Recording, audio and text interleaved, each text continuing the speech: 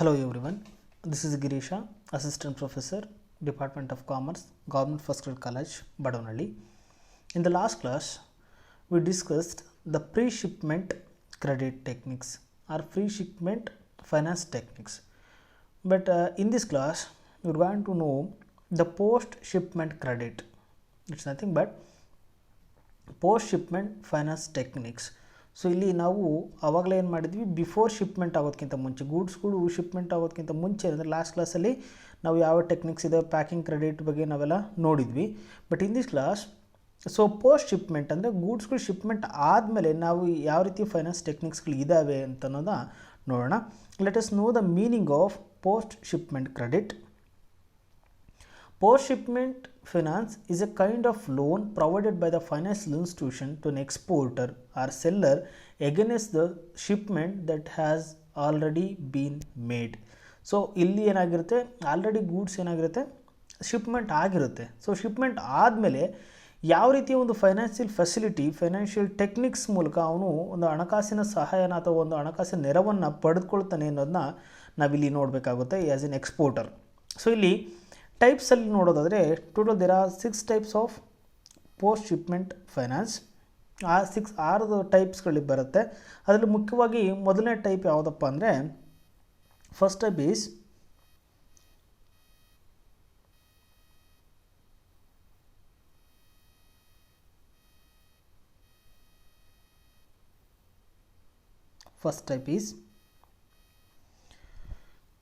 credit bills purchased or discount.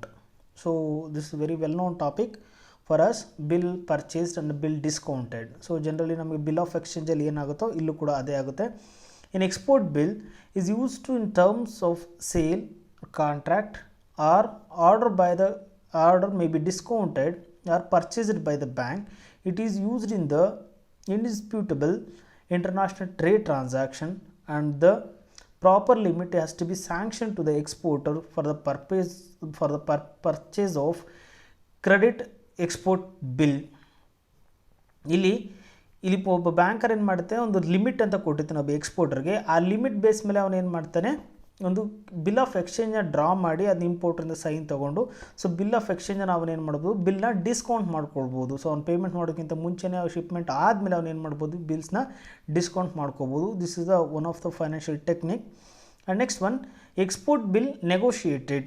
So ಇಲ್ಲಿ export bill negotiated ಅಂತಂದರೆ the risk of the payment is less under the letter of credit as the issuing bank to make the sure to the payment.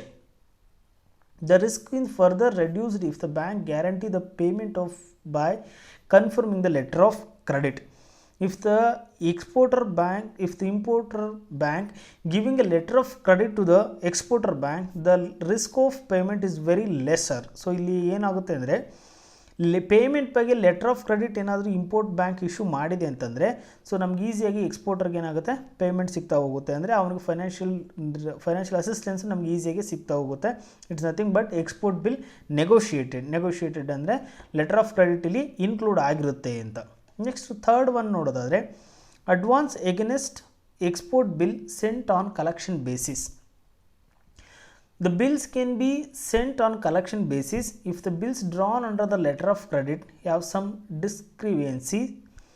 Sometimes exporter requests the bill to be sent on the collection basis and anticipating the strengthening of foreign currencies.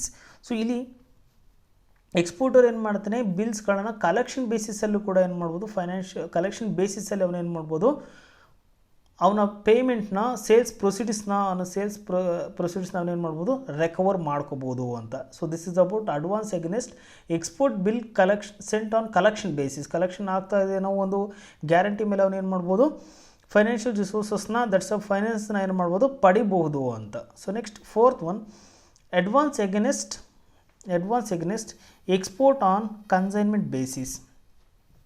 ಇಲ್ಲಿ bank may choose to finance when the goods are exported on the consignment basis at the risk of the exporter for the sale and eventually payment of the sales proceeds to him by the consignee.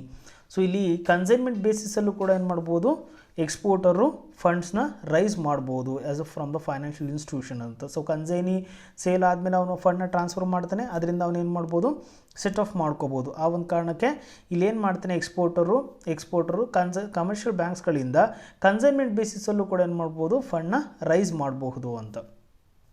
So next one, fifth one, advance against undrawn balance on the exports. Ili it's a very common practice to in export to leave some small part undrawn for the payment after adjustment due to the difference in rate or weight and quality etc. Bank to finance against the undrawn balance if the undrawn balance is conformity with the normal level of balance left undrawn in the particular line of export subject to maximum 10% of the export value. So ಇಲ್ಲಿ undrawn balance ಏನಾದರೂ ಬಿಟ್ಟಿದ್ರೆ as an exporter ಆ difference amount ಮೇಲೆ banker ಏನು ಮಾಡ್ತಾನೆ, ಲೋನ್ಗಳನ್ನು that means financial ಫೆಸಿಲಿಟಿನ ಏನು ಮಾಡ್ತಾನೆ, ಎಕ್ಸ್ಪೋರ್ಟರ್ಗೆ ಪ್ರೊವೈಡ್ ಮಾಡ್ತಾನೆ ಅಂತ. And last one, advance against the claims of duty drawback. A duty drawback is a type of discount given to the exporter in his own country. This discount is given only if the in-house cost of production is higher in relation to the international price.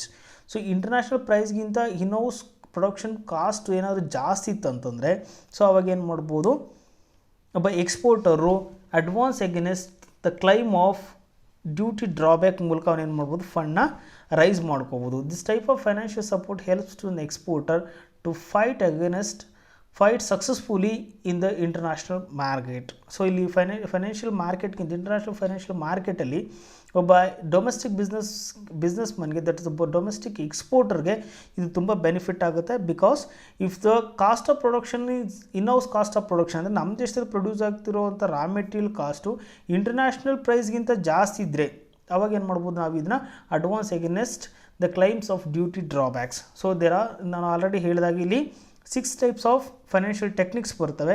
So first one ನಾನು ಹೇಳಿದ್ದು, export bill purchased or discounted and without a letter of credit and export bill negotiated, advance against export bill sent on collection basis.